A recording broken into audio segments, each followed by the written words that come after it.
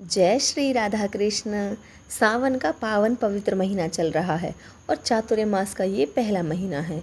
भगवान श्री विष्णु शयन कर रहे हैं और सभी भक्त भोलेनाथ की भक्ति में सराबोर हैं। अब आने वाली है सावन महीने के कृष्ण पक्ष की कामिका एकादशी। तो देखिए, सावन कामिका एकादशी का व्रत करने वाला व्यक्ति कभी भी कोई योनि में नहीं जाता और जो भक्त केवल कामिका एकादशी की कथा भी सुन लेता है उसे वाजपेयी यज्ञ के बराबर फल की प्राप्ति होती है। इसलिए अगर आपने व्रत नहीं भी किया है ना, तो पूजा जरूर करें, इसकी कथा जरूर सुनें। अब चलिए इस वीडियो में मैं आपको कामिका एकादशी की पावन कथा सुनाती हूँ। पूजा करने के बाद हाथ में फूल, जल, तिल और दक्षिणा लेकर कहानी सुने। कहानी सुनने के बाद हाथ का जल और फूल भगवान के चरणों में छोड़ दें, तिल पक्षियों को डाल दें और दक्षिणा मंदिर में दे दें। बहुत ही सुंदर और फलदायी कथा है, इसलिए ध्यान से, मन से, प्रेम से और भाव से सुने। बोलिए लक्ष्मी नारायण भगवान की जय। एकादशी माता की जय। एक बार युधिष्ठिर ने श्री कृष्ण से पूछा, हे गोविंद, हे वासुदेव, मेरा आपको बारंबार नमस्कार है। श्रावण मास के कृष्ण पक्ष में कौन सी एकादशी आती है? कृपया करके आप मुझे इसका विस्तार से वर्णन कीजिए। भगवान श्री कृष्ण बोले, हे राजन सुनो, मैं तुम्हें एक पाप नाशक उपाख्यान सुनाता हूँ जिसे पूर्व काल में ब्रह्मा जी ने नारद जी के पूछने पर कहा था।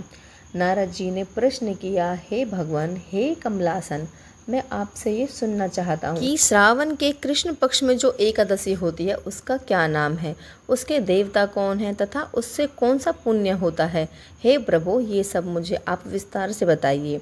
ब्रह्मा जी ने कहा, तो नारद सुनो, मैं संपूर्ण लोगों के हित की इच्छा से तुम्हारे प्रश्न का उत्तर दे रहा हूँ। श्रावण मास में जो कृष्ण पक्ष की एकादशी होती है उसका नाम कामिका है। उसके स्मरण मात्र से वाजपेयी यज्ञ का फल मिलता है। और देखो, उस दिन श्रीधर, श्रीहरि, विष्णु, माधव और मधुसूदन आदि के नामों से भगवान का पूजन करना चाहिए। भगवान श्री कृष्ण के पूजन से जो फल मिलता है वो ही फल गंगा, काशी, नैमिषारण्य तथा पुष्कर क्षेत्र में सुलभ नहीं है। सिंह राशि के बृहस्पति होने पर तथा व्यतिपात और दंड योग में गोदावरी स्नान से जिस फल की प्राप्ति होती है वही फल भगवान श्री कृष्ण के पूजन से मिलता है। जो समुद्र और वन सहित समूची पृथ्वी का दान करता है तथा जो कामिका एकादशी का व्रत करता है वे दोनों समान फल के भागी माने गए हैं।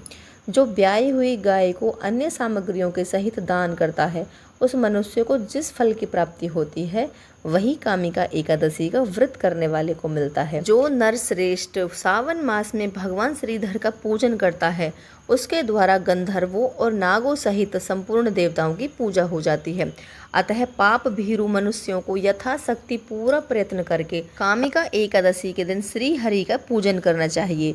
जो पाप रूपी पंख से भरे हुए संसार समुद्र में डूब रहे हैं उनका उद्धार करने के लिए कामिका एकादशी का व्रत सबसे उत्तम है।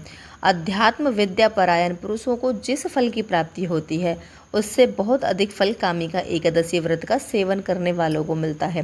कामिका एकादशी का व्रत करने वाला मनुष्य रात्रि में जागरण करके ना तो कभी भयंकर यमदूत का दर्शन करता है और ना ही कभी दुर्गति में पड़ता है। लालमणि, मोती, वैदुर्य और मूंगे आदि से पूजित होकर भी भगवान विष्णु वैसे संतुष्ट नहीं होते जैसे तुलसी दल से पूजित होने पर होते हैं।